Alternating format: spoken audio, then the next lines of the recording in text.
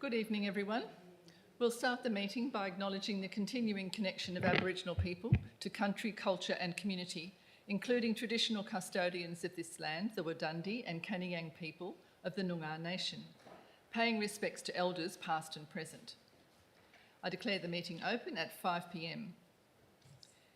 This meeting is being live streamed and recorded in accordance with Council Policy EMCP-2. Members of the public are reminded that no other visual or audio recording of this meeting by any other means is allowed without the permission of the chairperson. While every endeavour has been made to only record those who are actively participating in the meeting, loud comments or noises may be picked up and recorded on the recording. In attendance, we have Councillor John Bailey, Councillor Anita Lindeman, Councillor Tyler Hall, myself, Councillor McCarthy, and attending by live stream we have Deputy President Alex Purick and Councillor Grant Patrick, and then attending probably a little bit later we'll have Councillor McNabb and Councillor Davey.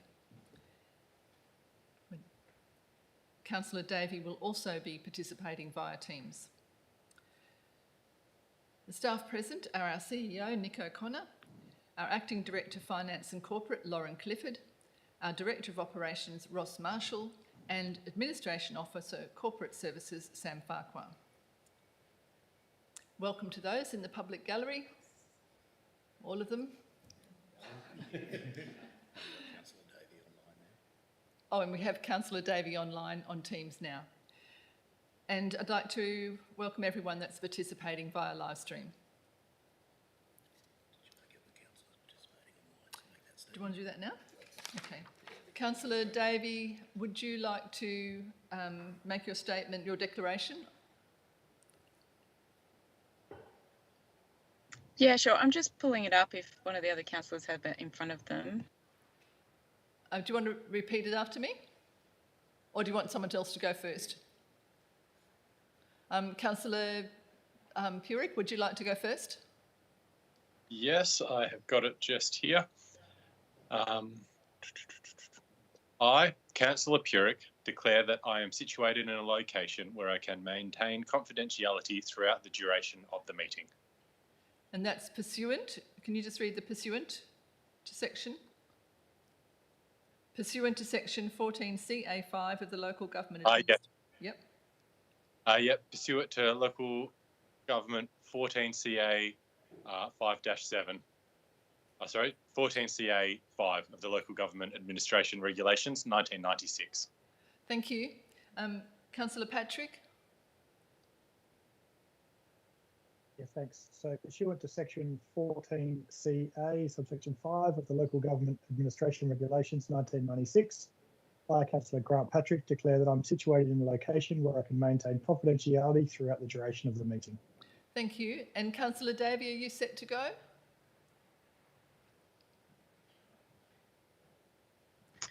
Sorry, I'm having some trouble bringing up the email that's got the statement in it. That's okay. What about I read some words and then you repeat? If you want to keep going, I'll find it shortly. Okay. All right. Taking us through to 2.2, approved leave of absence. We have none. And 2.3, applications for leave of absence. Are there any requests for leave of absence, councillors? Thank you. There are no announcements from the presiding member.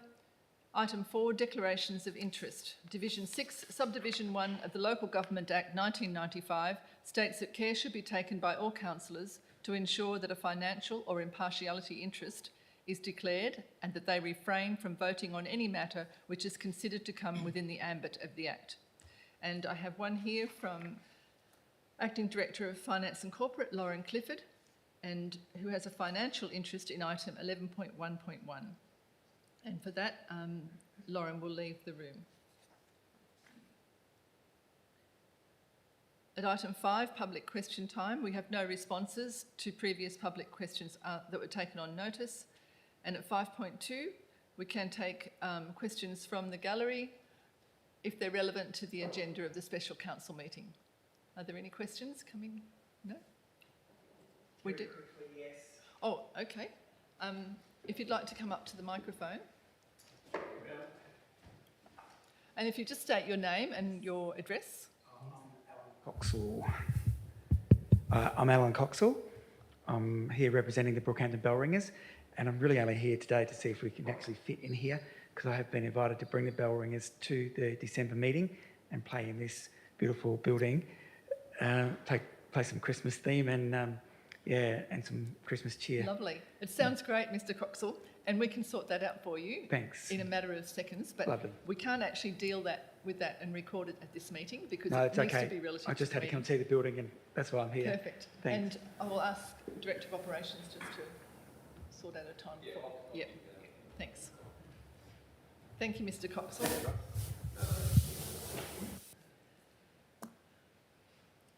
We have no deputations tonight and no delegate reports. Moving on to reports of committees, which we have none at item 7. And item 8, reports of officers. Director of Operations, there are none at 8.1. Moving through to 8.2, Director of Finance and Corporate. And at 8.2.1, we have before us a recommendation that requires an absolute majority. Given that we haven't had an agenda briefing, this item is regarding the extraordinary election for 2026, and we haven't had an agenda briefing, so I will invite questions and we'll ask the CEO to respond. Is that all right with you? Yeah. Yep, okay. Councillor Lindemann? Yeah, thank you. Through the chair, I did send in a few questions, and obviously that's quite late in the day. So I would start with, let me see. All right, it just mentions in there that we're looking for a candidate to replace ex-councillor Glover, and we are getting a quote for one councillor. That's the quote at the moment. Is it possible, or does that change if you have numerous positions? Is it the same price? Yeah, so through the Thank you, chair, CEO. yes, it will. I can't give you the figure and how much and whether it's sort of a pro rata amount, but yeah, so it's it will cost more if indeed there is more than one candidate, but more than one vacancy. That's correct. It will cost more to run for more than one. That's correct. Yep. Thank you. Any other questions? Not sure if it's the right time to raise any other points. Alexis, I believe you may have had something to contribute first. Councillor Tyler, through the chair. Oh, sorry, through You're the right. chair. Yep. Okay. Apologies, through the chair. It's definitely questions at the moment. Okay. Alexis, Councillor Davey, have you got any questions? No, I don't, but I'm happy to make my declaration. Sorry, my computer's just had an IT refresh and it was struggling a little bit. That's okay. So, pursuant to Section 14CA5 of the Local Government Administration Regulations 1996, I, Councillor Davey, declare that I am situated in a location where I can maintain confidentiality throughout the duration of the meeting. Thank you. And I Councillor. did not have any questions. I just had, Yep. once we get the motion on the table, I had some Okay. things to say. Thank you, Councillor Davey. Okay, Councillor Bailey. Thank you, through the chair. I sent an email in late today, it was too late. What was the percentage of voting at the last election? Just roughly, I think it was under 30, 30%. 30, 35? Yeah, 35, I think. Yeah, so probably historically, the postal voting has been somewhere between 30 and 45%. Okay, thank you.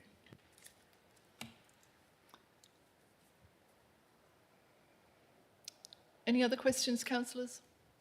Councillor Lindemann? Yeah, thank you. There was a statement in there, I think, referring to how many people would turn up historically for in-person voting. What was that percentage again, please, compared to postal voting, please?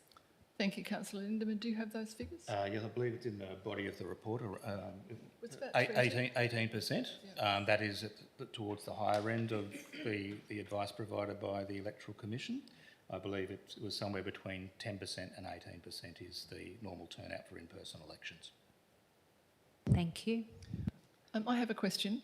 If it's an in-person election, do you have the same opportunity to do early voting or absentee voting? Yes, through the chair. Yes, you can do pre-poll voting as well as absentee voting. Yes. Thank you. Any other questions? This is a little, through the chair, Councillor please. Lindeman? Yep. Possibly a little bit cheeky, but I would ask if the possibility there's an alternative motion coming, that it was in-person voting. One, would there be lots of promotion for this? Secondly, would we do the democracy sausage? I'm not sure what the question was there, but if it's a Yes, it's a position, if hypothetical, it's- and it is in the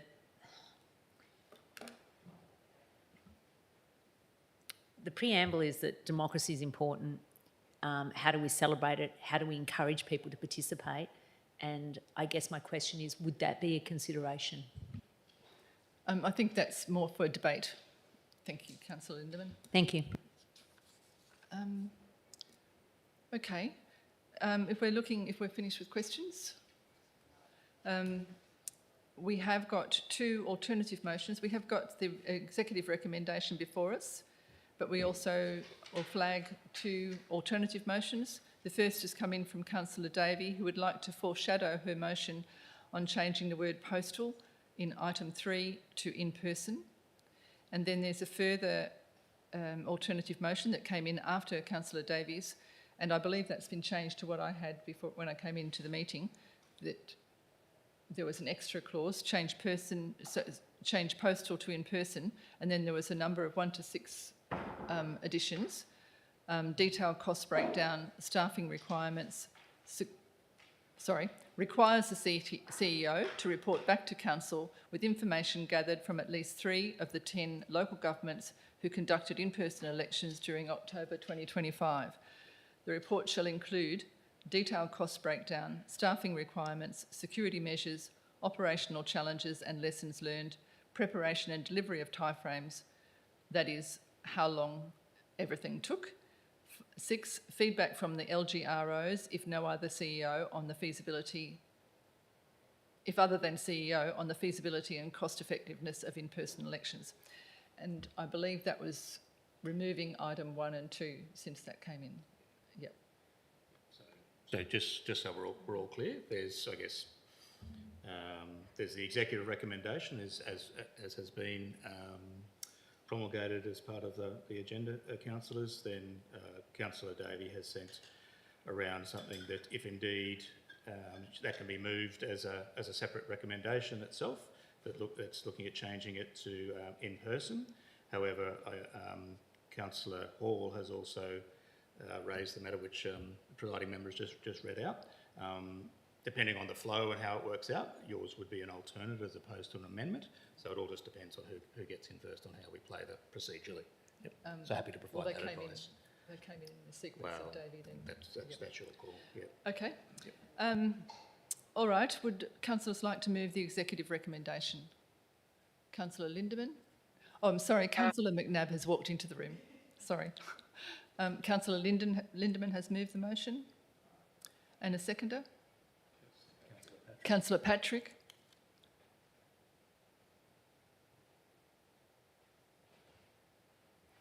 Okay, Councillor Lindeman, would you like to speak to the motion? Yeah, look,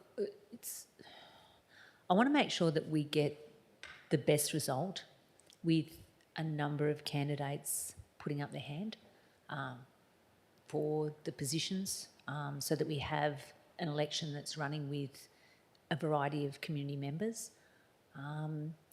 I'd also like to see, and I have some concerns of the alternative, people, when they feel quite anonymous in sending in their vote, it also means that there's less likely to be small groups lobbying going on. So I see that as democracy in a fairer sense. So that's probably, there's no way out of running it. So I'd like to see as many candidates as possible put their hand up. Thanks. Thank you, Councillor Lindeman. Councillor Patrick, would you like to speak to the motion? Yes, thank you. Look, obviously, you know, we're in a bit of an unfortunate situation where we're going to incur a cost one way or the other. I absolutely appreciate that's not ideal. However, given the diversity of the community, the localities, the distances travelling between, I think by having an in-person vote as against allowing for the postal vote being run through the Electoral Commission will discriminate against older members of the community that possibly don't have transport, don't have access to transport. Yeah, they're not available on those particular days. I understand you can do the pre-votes. However, I think people being able to have a considered approach to their vote and making their vote count. I'm a firm believer that the postal vote itself is probably the fairest way, even though it will cost more. That said, I acknowledge that it's unbudgeted expenditure. However, we've had Councillor Shand and then Councillor Glover, their allowances budgeted for the duration of the period that they were due to be in council. So essentially, you know, near $1,000 a month. We've got $8,000 or $9,000 there that's not being spent on council allowances, which should in turn reduce the unbudgeted expenditure that we will be asking for the CEO to sort of find somewhere within the remainder of the budget. So whilst I wish that there was a much cheaper alternative, I'm a firm of the opinion that to ensure the community has the best options to consider and to vote, that supporting the executive recommendation is the fairest and most appropriate way to go. Thank you. Thank you, Councillor Patrick. Would anyone like to speak against the motion? Councillor Bailey. A question through the chair. With in-person voting, is it only for one day or can that be dragged out over a week or 4 or 5 days? I didn't hear the question. Thank you, so, CEO. So the question, just for everyone, realise the truck went past, was is the polling day only one day or is it over a number of days? So, you know, there's one polling day. However, as my response to the previous question, there's the ability for pre-polling votes to be undertaken, as well as absentee votes if required as well. And following on from that, can I ask another question? Is pre-polling in person as well? Yes, that's my understanding. Yep. Councillor Bailey. Through the chair, so theoretically we could have voting over a 5-day period or something like that to make sure everybody gets in that they wanted to? We'll just have a look at that, John.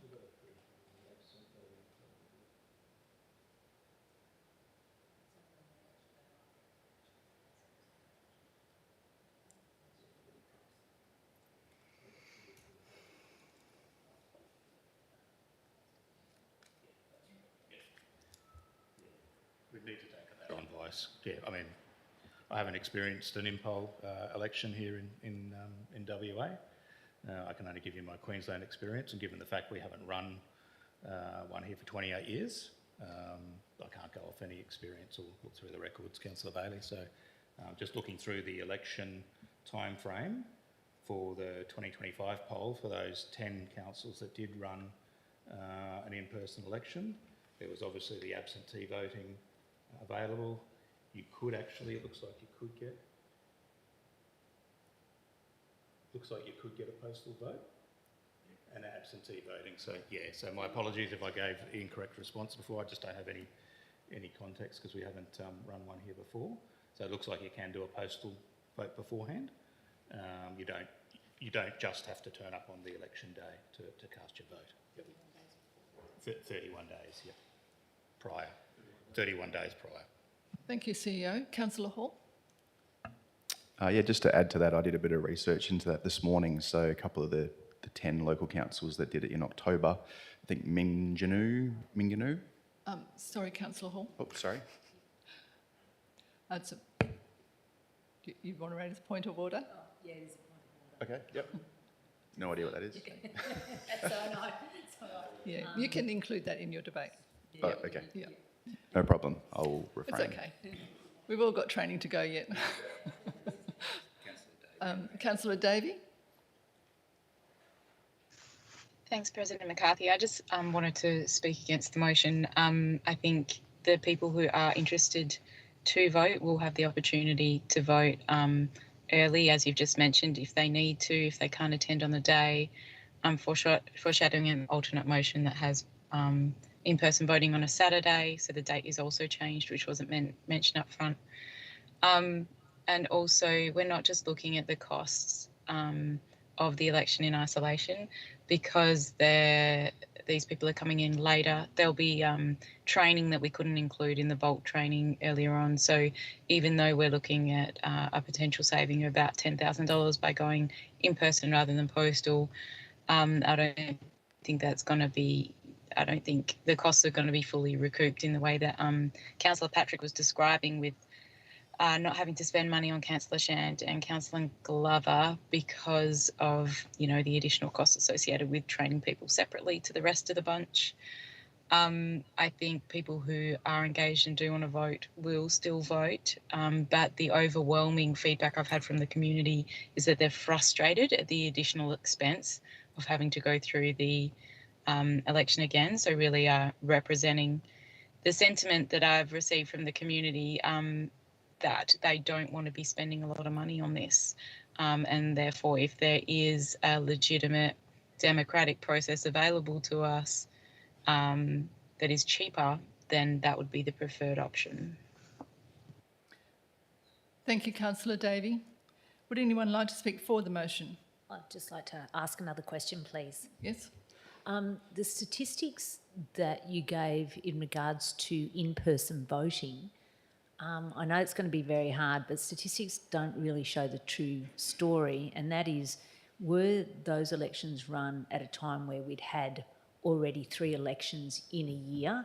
So your question is, the question is, were those statistics, did they record more information saying, was it just a standalone year, no other elections held other than that one past the date, or were there federal and state elections in that same year? Because that will... Thank you, Councillor Thanks. Lindemann. Yeah, so I believe that's just a rule of thumb, and the a trend and the average, and I guess that's indicative by the the brackets, 10 to 18% for in person, and then somewhere between 30 and 45 for postal. That's the limit of the analysis that was undertaken. Would anyone like to speak for the motion? I will speak for the motion. My concern is that we will democratically be excluding a number of people in our community, and the overwhelming feedback I've had from community members is that they are worried about their opportunity to vote. Bearing in mind we have an average age in our shire, which is higher than most other shires. I think there's one other that's higher, of 49 years old. And when you think of the youth in our community, that means there's a lot of people my age and older who may have trouble getting to in-person or dealing with in-person voting. And the reason I say that is not only because they may be vulnerable and may not be able to get to an in-person polling booth, depending on how many we have, because we do have outlying communities as well. But it's not only their ability to get there, it's their ability to deal with sudden change. And if we have only a couple of months, there's nothing happening over Christmas, everything shuts down over January in council, we need to make a decision that may be delayed till December, because we're looking for a report and we won't have an OCM. We probably have to have a special council meeting to make this decision. So that will leave us with absolutely 1 month to do change management and to prepare people for this change, because for 28 years, our community has voted by ballot paper. And that alone is, to me, a discrimination. The other thing to consider here is that it's not just those who are vulnerable and can't get to or have trouble accessing an in-person vote, is we have a lot of FIFO members in our community as well. So the difficulty that the burden we're placing on people in a great effort, as we've done very well recently to save money, it's perhaps not the best place to be saving that money this time. What we could do, if we wanted to explore those options over time, is for the next election, when we're reviewing the number of councillors, we could actually review how we vote as well and do the research in detail, do it well, and have our media and communications expert recommend a change management communication that would bring about an effective and considered change. I agree that this is annoying to have to do it. We are only filling one place that we know of, but I've already spoken to 3 people that are thinking of nominating. So we're also,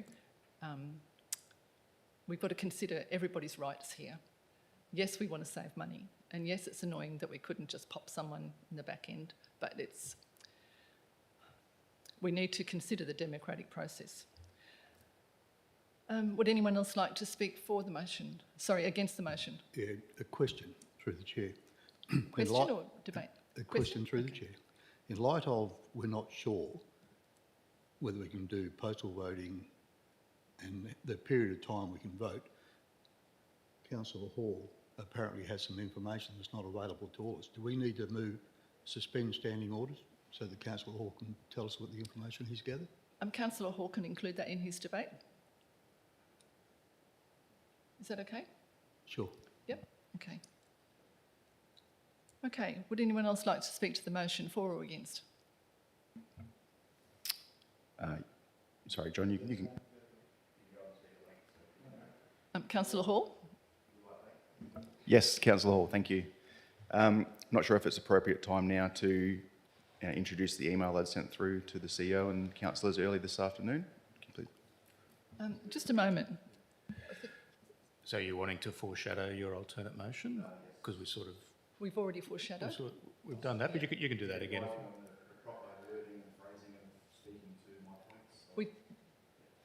We've put the foreshadowed motion up before we started debating. Yep. So if this motion fails, if it's defeated, then we'll move into Councillor Davies' foreshadowed motion. And then if that fails, then we move into your foreshadowed motion. So without wanting to get in part of the debates, Okay, I think presiding member, you may wish to speak against the motion. Yep. Yeah. Yes, Right, yes, before I council. clicked just then, so I understand where we're at right now. Thank you for that. So yes, I'd like to speak against the current motion. Based on, I guess, my own community consultation, I've also received overwhelming exacerbation, I guess, at the current state and the potential double dipping of spending for a local election within such a short time frame. I don't agree that it is discriminatory to host a in-person election. It is in the legislation under the Local Government Act for a reason, that council has the right to choose either or. If that was the case, if it was discriminatory, it wouldn't be in there, so I refute that strongly. I don't think I need to say much more other than the current motion. I do not support that. I believe we have a responsibility to spend fiscally, especially when it's unbudgeted, when there's other options that are available and more cost effective. We need to find out more information on how they work before we make a decision. Thank you. Thank you, Councillor Hall. Would anyone else like to speak to the motion? Councillor Bailey? Yeah, through the chair. Councillor Hall didn't touch on the information he's got as far as time and how it could be dragged out. So we're still in the dark about whether this is a one-day event, 3-day event, or what we can do. And that makes a big difference. If we're worried about people not being able to vote, are you able to elaborate on that a little? Councillors, through the chair. Are Well, you debating? No, it was through the chair. Yep. This is the second time, and I've asked the same question. We're not getting to the crux of the answer. That's why I've asked him, and he apparently seems to know. So whatever you need to do to ask it, that'd be great. Let me think, Councillor Bailey. You're asking the question that you want to listen to Tyler's email notes That's that he No, has. not his email. Yeah, well, it's a big point, I think, that if it's a one-day event, then what you're saying is a bit restrictive. But if can be dragged out for a week and people can mail in that sort of stuff. Okay, that's a we'll different- take that question, and then Well, I think that's fine, but what I'm doing is chasing think- an answer. okay. So we're taking that as a question, not as a debate, right? And I think CEO answered that as best he could. We actually don't know these facts yet. So, which was the Councillor Bailey in the foreshadowed motion. In the foreshadowed motion, it was asking for a report that could tell that. I think. Just a moment. You may wish to state that Councillor Hall, if he's got some information that may enlighten the rest of the councillors and help with the decision making. Or you could just ask him if he wants to add to any other points to his debate. Okay, we'll suspend standing orders then. Yep. Okay. Would you like to move to suspend standing orders? Councillor Lindemann, seconded Councillor Bailey. Right. All in favour? Okay. All in favour? Councillor Hall. You're free to speak, Councillor Hall. I just called it. Yep. Thank you. So based on your question, Councillor Bailey, the information I read this morning from one of the local shires that had conducted in-person election was that it was spread over essentially an entire month. They hosted a polling place at their shire offices, and then they also had a remote location on a Tuesday night for about 4 hours for every week of that 4-week period. So I believe that it's an operational decision how the election is run, but I think there is that flexibility where multiple polling places could be established to allow that access to Outlier ratepayers in the Shire. Thank you, Councillor Hall. Councillor Lindemann. Could I raise a question with that information? Running polling booths 4 hours here, there and everywhere, what the sort of cost might be The to staff do time. that and to man those polling booths for a month? For a month, was it? Sorry, can I ask a question as well, please? Sorry, Or Councillor one- Purick. Yes. Yeah, I echo what Councillor Lindemann has said. If we are running an in-person voting over the course of a month, polling booth manned for 4 hours, plus people can also do postal votes, we're uncertain of that budget. It may well end up being more expensive than a straight postal vote. Perhaps a single day in person is cheaper, but there seem to be a few unknowns here. Thank you, Councillor Purick. While we're on, while we've suspended standing orders, I also am concerned about the change management.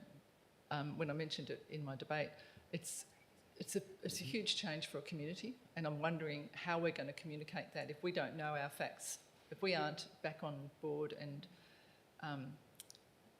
completely aware of our facts that we're not now on the in-person voting. What does change management look like? So I'm wondering whether that's doable. Councillor Davey, I see your hand. But so my concern is around change management. In leading change management for large teams or large communities or whatever, you really have to have considered and planful communication. Councillor Davey? So I think it's quite simple to give the Electoral Commission a call and clear up some of these items. But if we made the decision today to go to a postal vote, people would still be able to come into the office and vote prior to the postal. Sorry. If we made the decision to go to in-person voting, people would still be able to come into the office and lodge their vote prior. So it's not excluding those people that can't come on the day. It's not excluding FIFO workers. It doesn't have to be a full postal vote plus an in-person. Like, people can just come in and do an absentee vote before the day. So you don't have to be manning separate polling stations. You don't have to have separate nighttime sessions. Like, it could be quite simple. And it's not new to people because everyone has to do it for the other elections. Thank you, Councillor. We're very familiar with in-person voting. We've done it multiple times this year. And the change management would be simply, please vote on the day if you can, and come in and do an absentee vote beforehand if you can't. Thank you, Councillor Davey. Just before I take Councillor Patrick, I'll let CEO add something. Yeah, just wanted to clarify the comment before, and we've just got the WAEC election timetable sort of in front of us, and just going back to my comments before. So, yeah, so Wednesday, so 31 days before election day, so there is one day in which the actual election occurs. 31 days prior to the polling day is the issuing of postal votes that commences, and that's when absentee voting and early voting commences. And possibly going back and not wanting to debate, it's up to council to advise the Electoral Commission on whether which model you want to do, as into where you want to have your the polling booths. But as Councillor Davey, I think, and another councillor has already mentioned, that yes, you can do early voting prior to that polling day, 31 excuse me, days prior. CEO, just on that, there's absentee and what voting was it? Absentee Cool. and... Early voting. So we call Right. I call it pre-poll. Yeah. Now, there's conditions around that, isn't there? Because you have to have a reason why you can't get to the poll. For absentee voting, but Yeah. there's pre-polling, Then you pre-poll can voting early as vote, well. yeah, then okay. you can early vote. Yep. So it looks like it's 31 days before. Councillor Patrick? Thank you. So I guess I've got two questions or comments. You know, I actually don't object to either. I'm just trying to advocate for people who might struggle to get in, hence, you know, supporting the executive recommendation as it stands.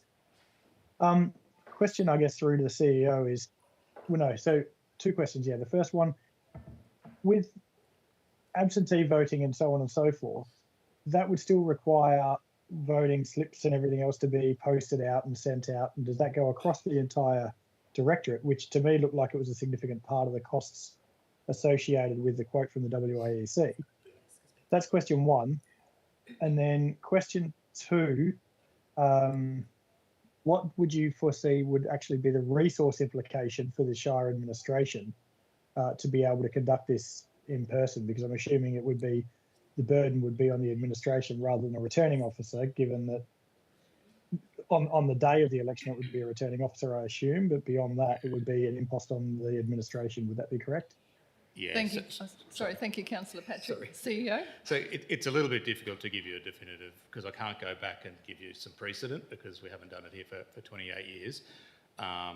Look, it's a different proposition from a staffing perspective and a cost perspective, if indeed it's just the one polling booth in person.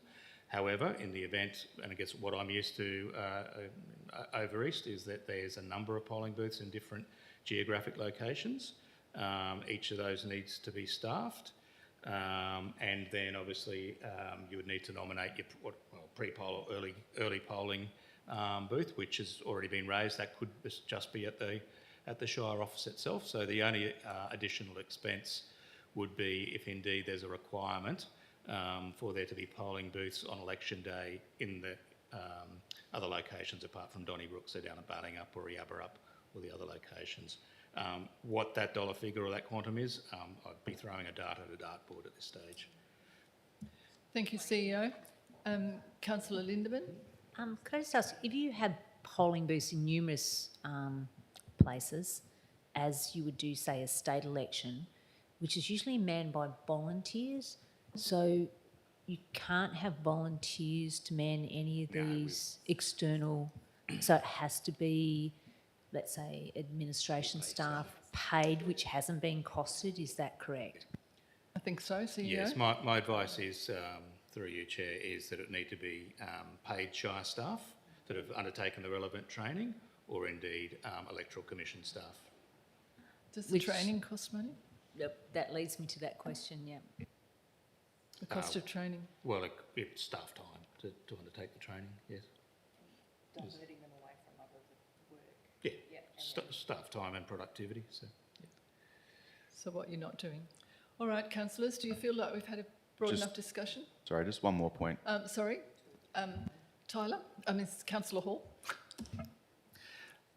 I have prepared, I guess, a bit of a thing to say about some of these questions that have arisen, but I guess the underlying theme I've got from everything we've spoken about in the standing orders is there's lots of questions. So I just want to make that known. We've still got lots of questions, and We've dropped standing orders, so if you've got something there that you want to say, you can say it. Ask Yep. away, yeah. Ask away I or may not talk have away. the responses. Yep. Yep. Would I be able just to read from my notes about this, or would We've it be dropped better? standing orders, so Yep. I'll allow that. Yep. So earlier today, this afternoon, the email went through. Some of those topics have been reasoning questions here. I guess I just had some things to say about the decision we've got ahead of us. So there's been lots of questions about process and how elections run and the reasons for them and democracy, etc. All very important. But at the same time, I think we have a responsibility to find out answers to those questions if it means we're able to save money for our ratepayers. I don't think there's any more reason other than that. I think everything would be covered if we knew the answers, and then we could responsibly make a decision to spend the full amount for the 48,000 or spend the discounted amount for a WAEC elected run in person, or there's even more cost savings if there was a Shire run in-person election. Who knows? But I just want to make the point that we need to find answers to those questions, and the 10 local governments that run it last month are the ones to ask. And I believe that that's the responsible thing to do, is to seek that answer first before we make any call on how we decide this for our Shire. Thanks, Councillor Hall.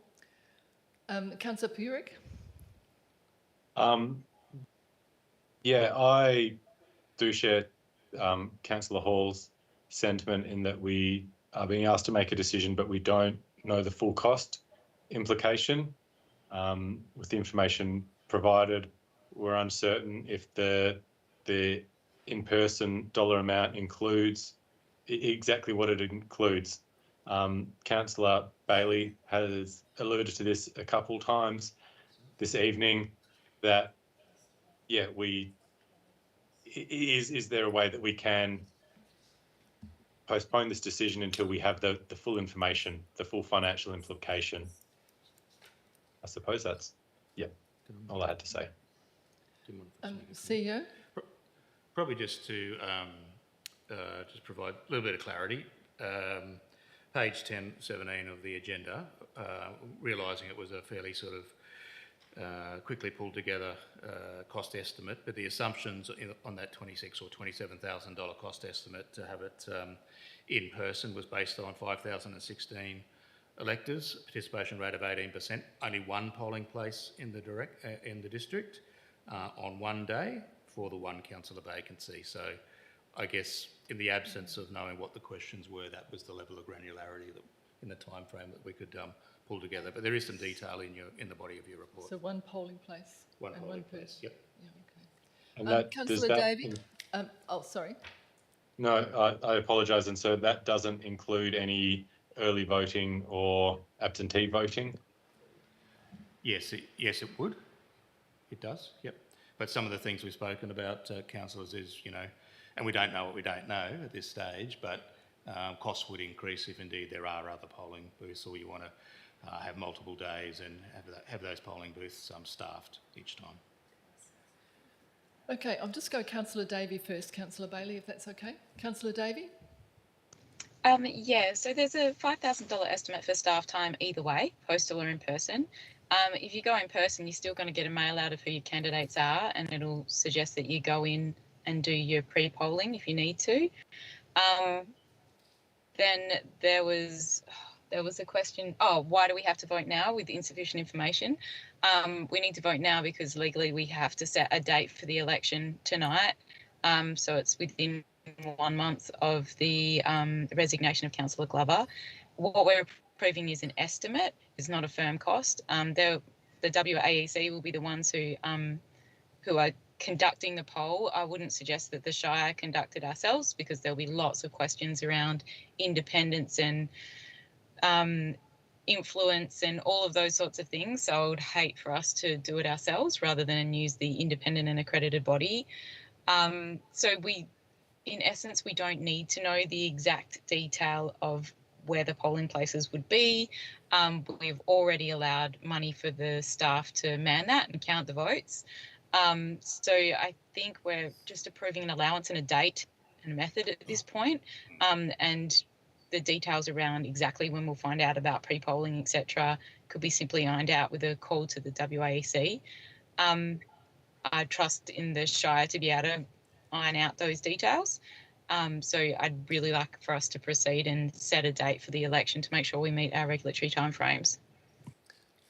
Thanks, Councillor Davey. Would CEO like to I ju- respond to that? I just wanted to raise one point regarding the timeframes. I'm not sure whether I sent it out in an email or response to Councillor Tyler. So Councillor Davies 100% correct. We do have 1 month in which either the Shire President or Council can make the decision to set the date. In the event that that date is not set by either the Shire President or Council within that 1 month period, then I'm to write to the Electoral Commission saying we haven't complied with that requirement, and the Electoral Commission will set the date. Just for clarity. Yeah. Thank you, CEO. Councillor Bailey. That was going to be my question through the chair. What is our cut-off date? 23rd of November for Council or the Shire President. In the event that we don't comply with that part of the Act, for section 9.4 or 4.9, then it goes to the Electoral Commission and they determine the date. I guess the other time period is that section 4.94 of the Act contemplates having the extraordinary election within 4 months of the vacancy occurring. Obviously, the Electoral Commission, it's a capacity issue for the Electoral Commission, which I think I might have mentioned to councillors previously, hence why that Thursday the 26th is the notional date. Thank you, CEO. Any other questions before we go back to standing orders? Councillor Lindemann. Just one more. I just want to be clear that the quote is just for one place. If you were saying to do voting in person, that you can only really get the quote for having one place for the Electoral Commission. Otherwise, you're saying it has to be staffed by Shire staff. Thank you, Councillor Lindemann. Director of Finance and Corporate. Through the chair, if I can try to clarify as much as possible. So the assumptions that Wake have used to get the quote for the in-person is thrown together based on information from previous elections from other local governments that have been run in person by WA Electoral Commission. The assumptions are based on, we can only assume that it'd be the one polling place on the day. The postal elections and any pre-elections prior to would be a bit like with state or even with the local government, where you could come into the Shire, we could reissue an early election package, you could drop it in the box on that day whenever you come into the office, instead of perhaps having additional spots in different locations. That would be an additional cost that they haven't considered yet as part of that cost, because we haven't floated that idea with them. So the assumptions are based on the fact that there'd be the one day probably held here in the council chamber to run it. The Shire staff would have to run that, or Wake would have to put on their own staff. We don't know what those costs are. Wake will say how many staff members that they need to run the day. And any other assumptions are purely based on what it's cost them to run elections in other locations, and the fact that the early voting can happen within 31 days before, and the absentee voting, I think that they just send us the packages a bit like the local government elections. We have a pile of them at the Shire office. We can issue them, I'm assuming, and then we would give them out, and then people could do their voting as you would normally apply for, as you would in the state and federal election, and then you'd be given your voting papers and you'd be able to drop them in the box. That's my assumption. Thank Sorry, you, I just Director have of Finance and Corporate. just one more question, I'm sorry. Councillor Lindemann. Yeah, just with, say, the aged care facilities and so on, do you run up the absentee voting We do a visiting. envelopes for them, or do they just, If I can- how do they get to vote? A bus comes down? What happens? Thank you, Councillor Lindemann. If I can Director of answer. Finance Corporate. Through the chair. The provisions don't allow for that. We've got to keep ourselves as removed as far as possible from any of that. So if, say, Toohey Lodge wanted to have a bus and run them all down so they could come do that, that's up to them to determine that and to have that. But staff would not be involved in any of that at all, because the box at night time that even stays in the Shire office, there's a tape seal put across with numbers and everything that's got to be written down, 2 people witnessing it. So yeah, there's going to be no running things back and forth, unfortunately, but that would be up to those places to make those individual it would be a question we would ask, though, how do you get those that are infirmed or at the hospital, and how do they actually exercise their democratic vote? In other states, you've had a visiting poll, so the returning officer goes up there with the ballot box and does it remotely. Not undermining what you're saying, but yeah, there's lots of questions, and it depends, I guess, is the answer. Thank you, CEO, and thank you, Director of Finance and Corporate. Any further questions before we reinstate standing orders? Would someone like to move to reinstate standing orders? Councillor Lindeman and seconder, Councillor Patrick. All in favour? Carried. Okay. Would anyone else like to speak for or against the executive recommendation?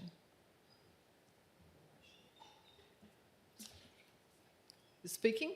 Debating? You're right. Go, Councillor Bailey. Yeah, through the chair, I'll speak against the recommendation. In light of the fact that it looks like we've got 4 full weeks, we've got 4 months to notify the people of what's going to happen. And it looks like we've got something like 30 days to just hand out ballots and drop them in the box. I think anybody that wants to vote, including from down our way, will find their way up there to Donnybrook once a month. And I don't think it's going to be discriminatory or slowing down the vote. Thank you, Councillor Bailey. Would anyone else like to speak for or against the motion? Okay, Councillor Lindeman, right of reply. Okay. It's hard to speak for something when I have a heart for something else. Look, I would love to see in-person voting. I'd love to see democracy sausages. I'd love to see Australia get behind it. I'd love it to see it be compulsory and people really enjoy what they're doing, getting involved in Australian democracy. I've watched some lectures, and apparently Australia is the only English-speaking country in the world that has compulsory voting. It's pretty exciting. Sounds like new info. Point of order. Fair enough. Sorry, that's what was true. it? Hold Okay, continue on. She's Sorry, right. we'll deal with the point of order. What was the Yep. point of order, Councillor I'm adding new Davey? information. Shh. Councillor Davey, what was your point of order? New info. Yep. Thank you. True. I'll Yep, no, That it's one. fair. So I guess for me, we're inexperienced at doing in-person voting. So for fairness of democracy at this point, as much as I don't want to see any money spent in this area, I think we're forced to do it right, and definitely to look at doing something differently into the future. So I say we'll have to go with, the voting through postal. Thank you, Councillor Lindeman. And thank you all councillors. That was difficult for us to do. We'll now put that matter to vote. So we're looking at the executive recommendation with 2 foreshadowed motions ahead of us if this motion is defeated. All those in favour of the executive recommendation? Councillors, so we've got Councillor McCarthy, Councillor Lindeman and Councillor Patrick. Thank you. And all those against? Councillors Bailey, Hall, McNabb, Purick and Davey. Thank you, councillors. The executive motion is defeated. Executive recommendation, rather, is defeated. So that will move us to our our first alternative foreshadowed motion from Councillor Davey. Could we just get that up, please, Sam?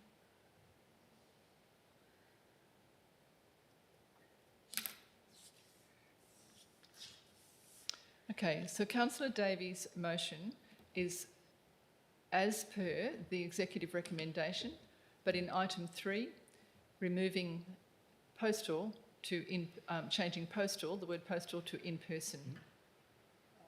Excuse me, President McCarthy, there's actually another change. Would we be able to bring it up on the screen so everyone can see it? I spoke with Mrs. Clifford this afternoon about the fact that the date would need to be different to be accommodating of people. So let me know when you've got it up on the screen and I can read it out for those online. Can we put the whole motion on one page? All right, so it's, okay, Councillor Davey, would you prefer to read it out or shall I?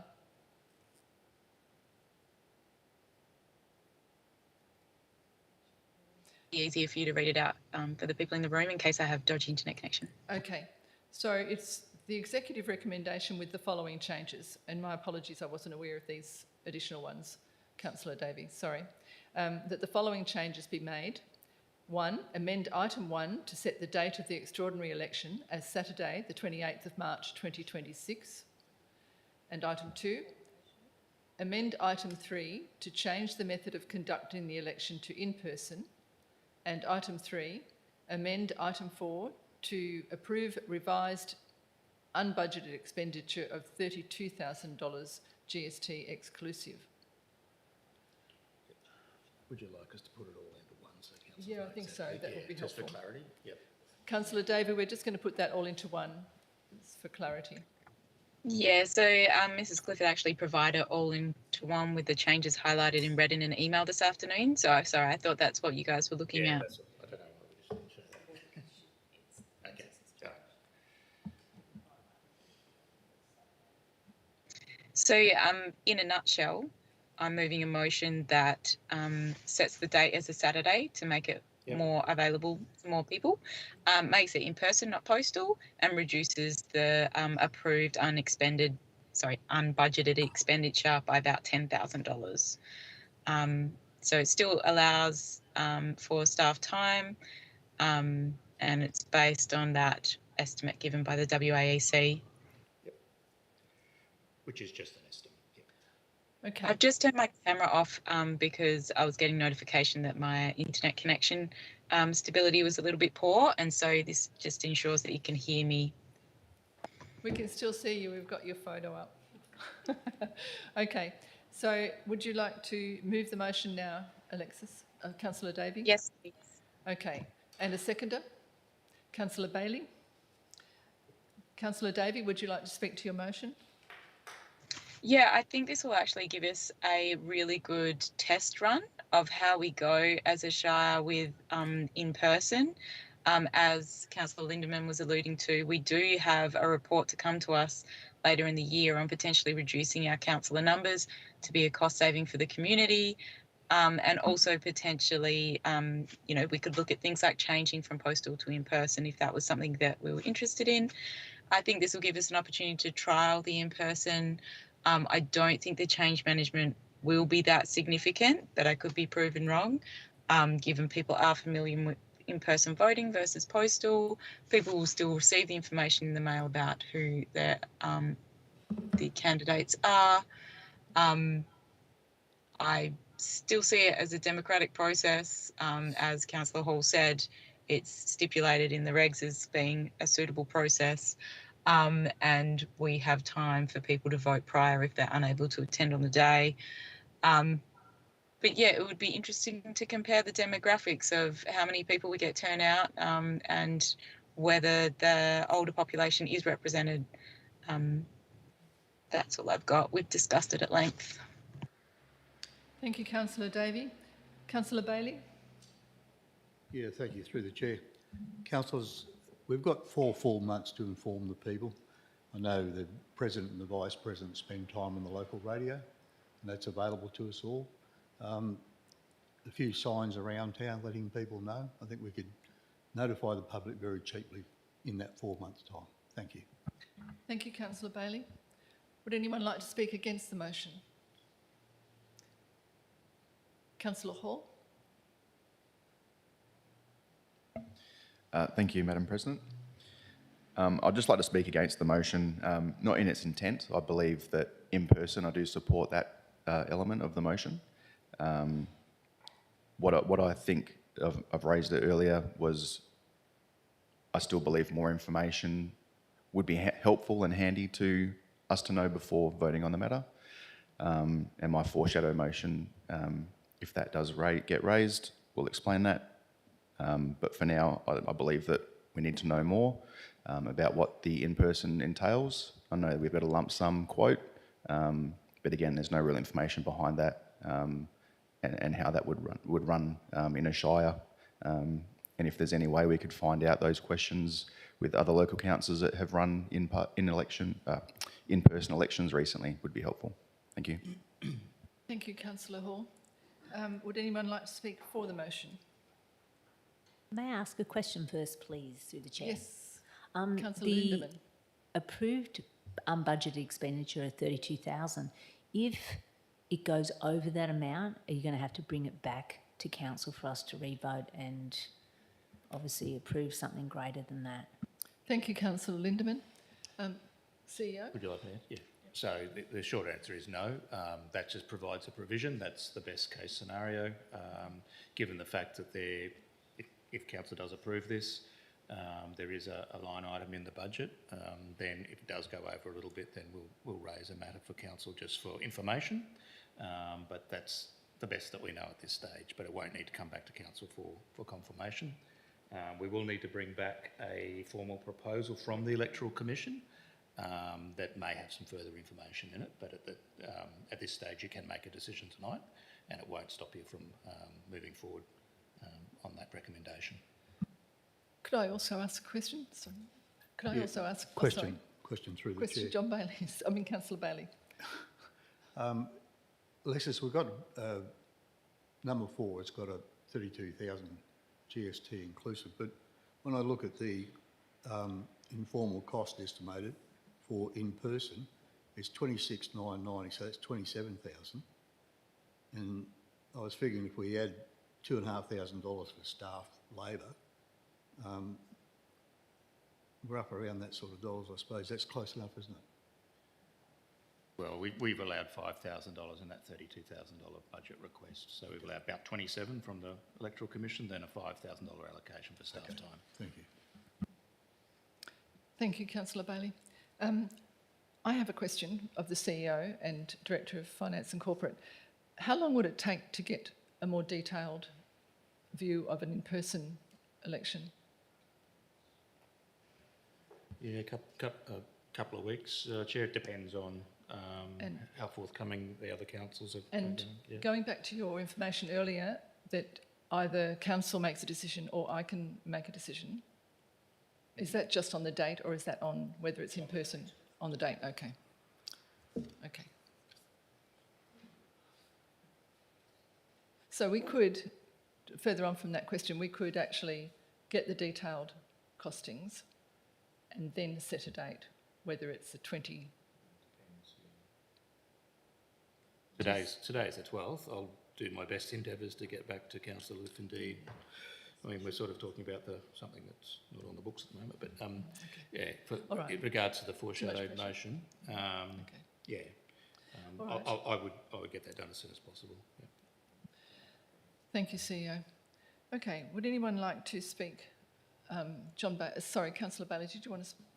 Yeah, through the chair. So effectively, we've got the CEO. We've got 11 days from today. Thank you. Okay, would anyone like to speak for the motion? Councillor Patrick, are you speaking for or against the motion? Thank you. Look, I've got one question and I'd like to speak for the motion. Okay, So my question is, and this regardless of the scenario, and this is a bit of a curly one. Assuming we get a number of candidates to nominate for this election, how does that then stand in relation to, let's say, heaven forbid, Councillor Purick, resigned? We've then got the ability to recruit from the previous election because it's within 12 months of him being elected. How would that then stand in relation to having a special election where we might have another bunch of candidates, and how do we know how that would work? Councillor Patrick, I know that if Councillor Lindeman or Councillor Bailey so Councillor Lindeman or Councillor Bailey, if they were to resign, we would need to go out to another extraordinary election. If one of the more recent elected members were to resign, we could take, within 12-month period, we can take from the last election. But can we take from the special election? No, you would only with one of the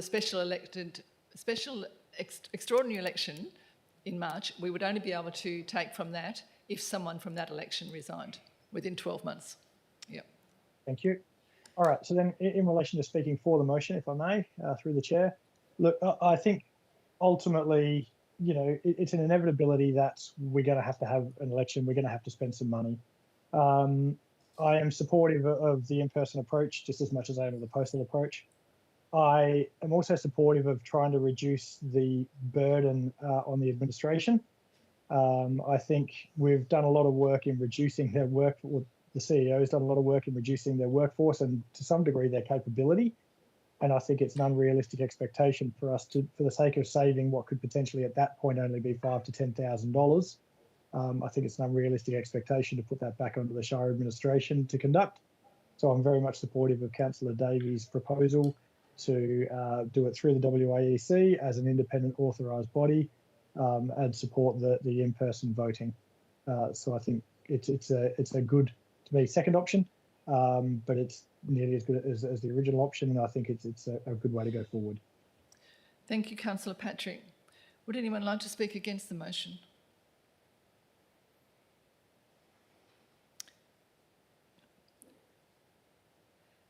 I would like to speak to the motion of Councillor Lindeman.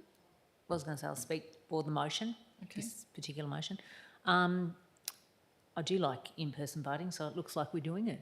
I guess the only concerns I have is unbudgeted expenditure. We just don't know how much it's going to cost at all. We've never done it, so the perceived saving may not be there, which is why I would have gone to number one. However, I'll support this because I think, well, we're going to live and learn. Thanks. Thank you, Councillor Lindeman. Would anyone else like to speak to the motion? I will speak to the motion. I concur with Councillor Lindeman in that I'm quite concerned with my finance hat on that we don't know what the cost is going to be. And my other concern, of course, is change management and how we're going to get everybody to the poll. There are unknowns there for me, and in managing change, I think as councillors we will have to do our darndest to get the communication out there. We can do so much communication from the Shire, but then it's up to us to engage with people to say, this is a change, it's going to be different this election, and make sure that we go out there and do our darndest because we're supposed to be representing the interests of our community. So we need to do our darndest to get out there and make it known. And we also need to live and learn, because if this does have an impact on our a further impact on our unbudgeted expenditure that we aren't aware of, we need to own that, not the administration. It isn't my preferred option. I'll just leave it there. Would anybody else like to speak to the motion? Councillor Davey, right of reply? Yeah, just basically wrapping up. I'd like us to set a date to meet our regulatory requirements, and I'd like us to do it as cheaply as possible. And if it does turn out to be not as straightforward as we anticipated, then yeah, absolutely, we can take those learnings into our decision later in the year on how we're going to move forward. Thank you, Councillor Davey. With that, councillors, we'll put the first foreshadowed motion to vote. All those in favour? Okay, Councillor Purick, Councillor Patrick, Councillor Davey, Councillor Bailey, Councillor Lindeman, Councillor McNabb. And all those against? Councillors Hall and President McCarthy. Is that fine? Thank you, councillors. That's carried. I think it's an absolute majority, is it? Yep. Thank you, councillors.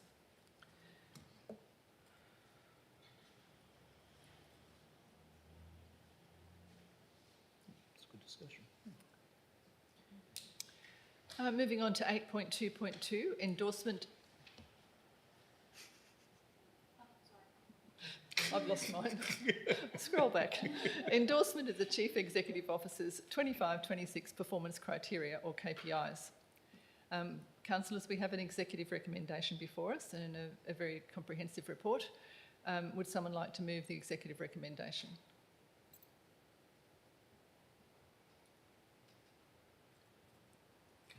Oh, sorry, Councillor Bailey. Councillor Bailey and Councillor Davey.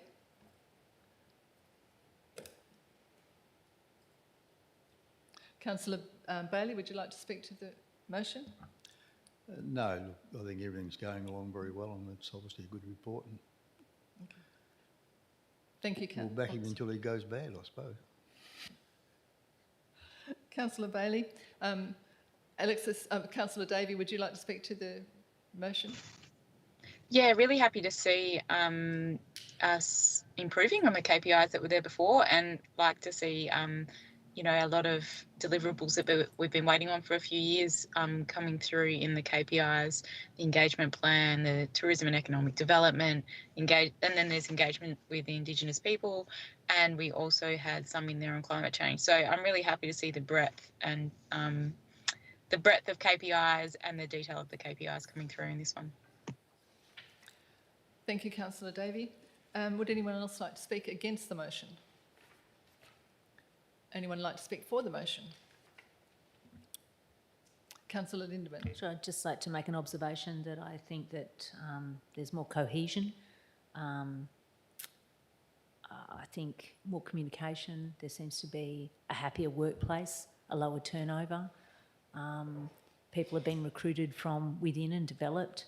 I think that that's something fantastic, and it flows down and it's noticed.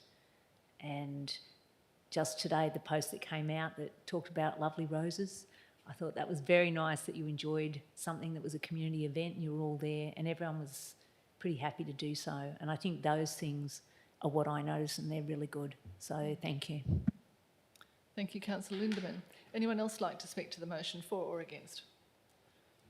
Thank you. I'd just like to say that the review process using the panel was sweetly more easy to do than trying to do it all together. And yeah, we have improved and come a long way from the mid-term review to the end of term review. From a process perspective, it was very comfortable for everybody involved. And yeah, and as Alexis said, I really like the breadth of KPIs. And I'm really pleased with performance. And I thought the performance ratings that given by Council were very reflective of the CEO's performance. So thank you. Thank you. Anyone else like to speak to that motion? Right, councillors, we'll put that to vote. All those in favour? Unanimous. Carried. Now, we have no reports from the Chief Executive Officer. Apart from the closed one. Don't know what he's been doing. And then no elected member motions. And then no new business of an urgent nature introduced from the meeting. And we now come up to item 11, meeting closed to the public. And 11.1, matters for which the meeting may be closed is 11.1.1, organisation restructure, an additional purpose, expenditure. This report is confidential in accordance with section 5.232A of the Local Government Act 1995, which permits the meeting to be closed to the public. Under section A, a matter affecting an employee or employees. And Director of Finance and Corporate has left the room and we will now move to close the meeting to the public. Would someone like to move? Councillor Lindemann, and seconded. Councillor Purick. All in favour? Okay. Unanimous, yep.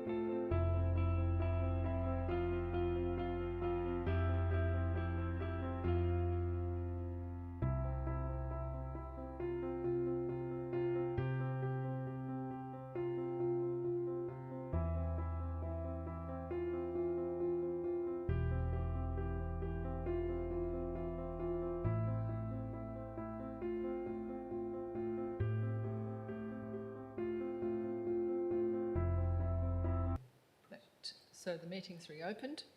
And then we just have to read that. Where is it?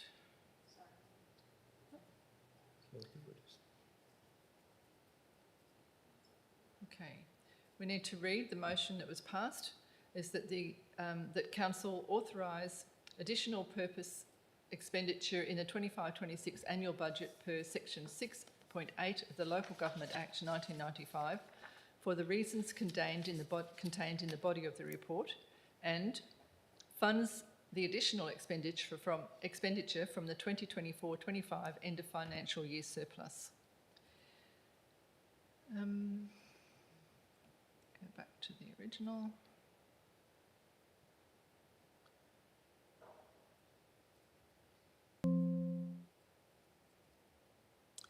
That brings us down to item 12, which is closure. And I'd like to advise that the next agenda briefing session will be held on the 19th of November 2025 at 5 p.m. in the Shire of Donnybrook Baling Up Council Chamber. And I declare this meeting closed at 6:19 p.m.